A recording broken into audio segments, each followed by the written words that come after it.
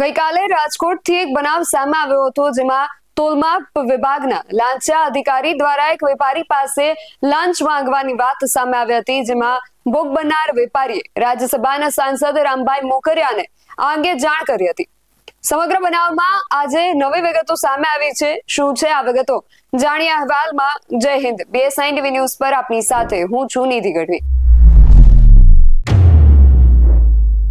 ગુજરાતમાં એવું કહેવાય છે કે કોઈ પણ સરકારી કામ કરાવવું હોય તો લાંચ પહેલા આપવી પડે, અને ગુજરાત સરકારમાં કામ કરતા આવા લાંચિયા કર્મચારીઓ અને અધિકારીઓના આવા કેટલાય કિસ્સાઓ આપણે અવારનવાર જોતા હોઈએ છીએ. રાજકોટમાંથી પણ ગઈકાલે તોલમાપ વિભાગના લાંચિયા અધિકારી બંસીલાલ ચૌહાણના લાંચના કેસનો મામલો સામે આવ્યો હતો. તેમાં હવે ભોગ બનનાર વેપારી હરિસિંહ સુચારિયાનું નિવેદન સામે આવ્યું છે. સૌપ્રથમ તો તેઓ શું કહી રહ્યા છે આ વિશે તે સાંભળીએ.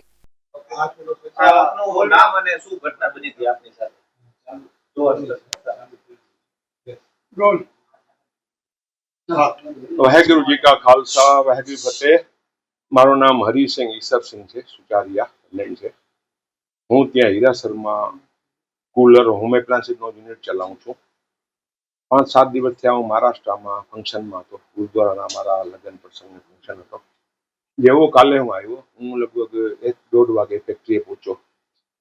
3:30 વાગે ગવર્મેન્ટ ઓફ ગુજરાત ટાટા સોમો આવી, મારી ફેક્ટરી આવી અંદર. એમાંથી 4-5 જણા ઉતર્યા. અંદર આવીને અમારો જે ડિસ્પ્લે રૂમ છે એમાં આવીને અમારા બોક્સ ને અમારો જે વસ્તુ છે એ ફેરવા માંડ્યા. એટલે હું અંદર યુનિટમાં હતો, મને બોલાવાયા કે ભાઈ સાહેબ આવ્યા છે. અરવિંદ સાહેબ બોલો. કે ચૌહાણ સાહેબ તોલમાપ, અને જયેશભાઈ, ગજેરાભાઈ, નીનામાભાઈ, વરુ સાહેબ ઇન્સ્પેક્ટર છે, એ આવ્યા છે. હું સાહેબ મારે તોલમાપનું ન લાગે, અમને તો મને જો કે ખ્યાલ નથી ના કે લાગે. અમે તોલમાપ કન્વેન્શન કંઈ ખબર નહીં, મને સમજાવ્યું. બોક્સમાં આ લખેલ નથી, આ લખેલ નથી, આ લખેલ નથી, આમ નથી, અને પેપર કરવા માંડ્યા. અડધી-પોણી કલાક પેપર કરતા રહ્યા. મને આ વસ્તુની ખ્યાલ નથી, અને કદાચ મારી ભૂલ હોય તો મને વોર્નિંગ આપી દો. બીજી વખત તમે જે કહેશો એ લખી નાખશું બોક્સ ઉપર. બોક્સ ઉપર આ લખેલ નથી, ના લખેલ નથી ને તો નહીં. અમે તો કદાચ અહીં તમારો બોક્સ ઉપર જે કાંઈ અમુક વસ્તુ લખેલ ન હોય, અને કદાચ MRP, ડેટ અને એડ્રેસ બધું લખેલું છે, જેટલી મને ખ્યાલ છે. બાકી શું લખવાનું છે મને ખબર નથી, આ વસ્તુથી થોડો અંજાન છું. મને વોર્નિંગ આપી દો, બીજી વખત તમારો ફોલોઅપ કરીશ એનો. તો કે નહીં, અમે તો સીઝ કરશું ને આમ કરશું ને અહીં સીઝર કરી નાખશું ને. અને કાંઈ વાંધો સાહેબ, મને નોટિસ આપી દો, હું વકીલ થ્રુ જોબ આપી દઈશ. કે એ નહીં ચાલે, અત્યારે તમને લખી દીધું, મને 29x3 87,500 રૂપિયા દંડ ભરવું પડશે. સાહેબ એટલું બધું ન કરો. અને મેં ઘણી હાથ જોડીને વિનંતી કરી, એને સાહેબ પહેલી વખત છે અને તમે મને વોર્નિંગ આપી દો. મને ખરેખર ખ્યાલ નથી કે આપનું ખાતું બી અમારામાં લાગે, પણ ન માન્યા સાહેબ. સાહેબ કે નહીં તો કરવું પડશે ને આમ કરવું પડશે, આમ કરવું પડશે. પછી ગજેરાભાઈ અને બીજા ભાઈ નીનામાં કે કરું સાહેબ હતા, વાત થઈ એની યારે. મેં કીધું સાહેબ આ થોડુંક કંઈક રહેમ રાહે રાખો. અમે તો વેપારી દરજાના માણસો છીએ, અમને બીજી કંઈ ગતાગમ નથી ખબર પડતી. પણ તમે કયો આ વસ્તુ આવે તો આવે, કાંઈ વાંધો નહીં. હવે જે કાંઈ હોય તો કે વાંધો નહીં, હવે તમારા કરીએ છીએ, અમને 50,000 રૂપિયા આપી દો. માં ભરવાનો આવી ગયો આમ કહ્યું. મેં તોય હાજર, સાહેબ કાંઈ રિઝનેબલ કરો, રિઝનેબલ કરો. એટલી વારમાં મને યાદ આવ્યા રામભાઈ. મેં જન્મદિવસની મારે વિશ કરવી હતી, હું બહારગામ હતો, એટલે મેં રામભાઈને ફોન કર્યો. રામભાઈજી, મારી ફેક્ટરીએ તોલમાપવાળા કોઈ ચૌહાણ સાહેબ ને બીજા 4-5 ઓફિસ ઇન્સ્પેક્ટરો આવ્યા છે, અને મને આ રામભાઈ કીધું આ ફોન આપે ને. રામભાઈને મેં ફોન આપ્યો. રામભાઈ એને ફોનમાં શું વાત કરી તો મેં નથી સાંભળ્યું. રામભાઈ એને વાત કરી કે ત્યાં સુધી મેં 2-3 ચા પીવડાવી, બિસ્કીટ, નાસ્તા, જે મેં કીધું કરવું એ કરો. એ તો અમારું એક નિયમ છે ફેક્ટરીનો. કોઈ બી આવે એની આજે આવે જ્યાં કરવી, એનાથી કાંઈ. રામભાઈ એની યારે વાત કરી. થોડીક વાર પછી મને કહે છે કાંઈ વાંધો નથી. રામભાઈ શું વાત કરી એની મને ખ્યાલ ન આવ્યો.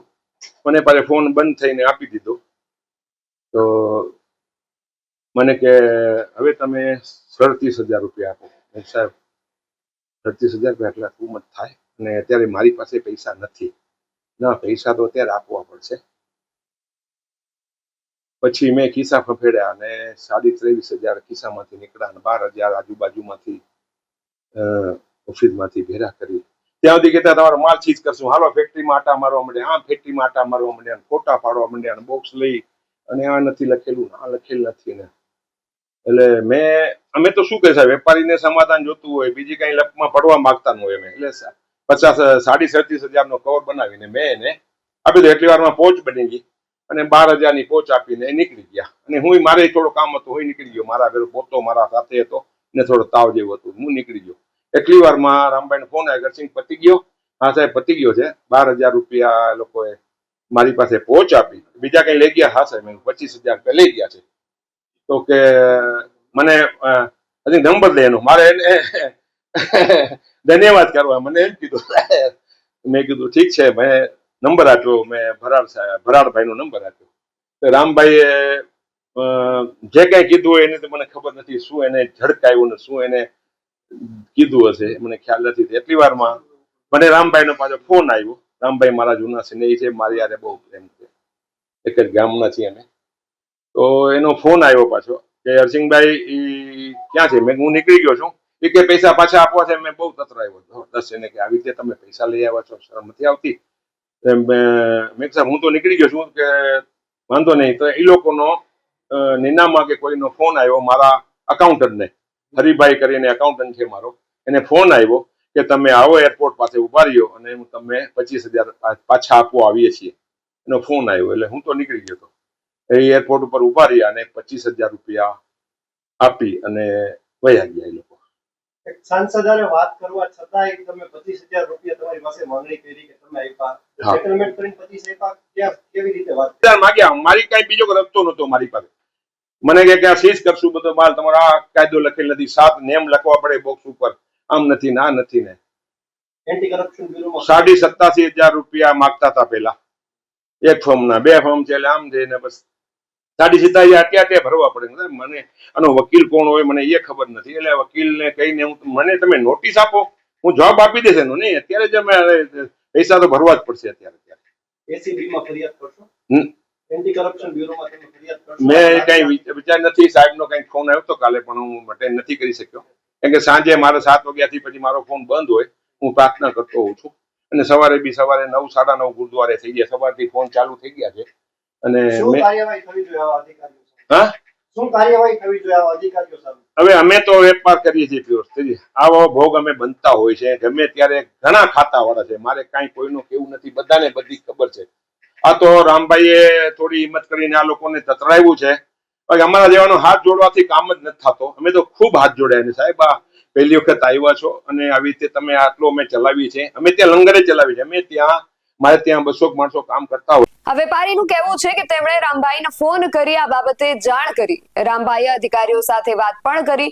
સાંસદે પોતે વાત કરી, છતાં અધિકારીઓની હિંમત કેવી કે તોય એ લોકો 12,000 રૂપિયાની પહોંચ આપી અને લઈ ગયા 37,000 રૂપિયા. અને ફરી ફોન કર્યો તો વળી લીધેલી લાંચ પરત આપવા પણ આવ્યા. પણ અહીંયા જોવા જેવી વાત એ છે કે આ વેપારી તો રામભાઈને ઓળખતા હતા, એટલે તેમણે સીધો તેમને ફોન કર્યો અને રામભાઈએ પોતે રસ લઈને અધિકારીઓને ખખડાવ્યા. ત્યારે આ લોકોએ લઈ લીધેલી લાંચ પાછી આપી. આ વેપારીની જગ્યાએ અન્ય કોઈ સામાન્ય માણસ હોય તો એમણે તો હાથ જ ધોઈ નાખવાના ને. અને રામભાઈ, આપ સાંસદ છો, એક જવાબદાર વ્યક્તિ છો. કાયદો અને વ્યવસ્થા જળવાય એ આપની પણ જવાબદારી છે. ફરિયાદ કરવાની પણ આપની જવાબદારી છે. તો તમે ત્યારે ને ત્યારે એસીબી ને જાણ કેમ ન કરી? અને હવે આ મેટર તમે ઉકેલવાની શરૂઆત કરી છે. અને જો વેપારી કોઈ ફરિયાદ કે કાનૂની કાર્યવાહીથી ડરતા હોય તો આપે યોગ્ય જગ્યાએ આ બાબતની ફરિયાદ કરવી જોઈએ. એ પણ આપની જવાબદારી છે. આ વિશે અને અમારા અહેવાલ વિશે આપનું શું માનવું છે અમને કમેન્ટ કરીને ચોક્કસથી જણાવજો. આવા જ વધુ અહેવાલો સાથે મળતા રહીશું. તમે મારી યુટ્યુબ ચેનલને સબસ્ક્રાઇબ કરવાનું અને અમને ફેસબુક અને ઇન્સ્ટાગ્રામ પર ફોલો કરવાનું ભૂલશો નહીં. બાકી અવનવી અપડેટ્સ માટે આપ જોતા રહો BSN TV ન્યૂઝ. નમસ્કાર.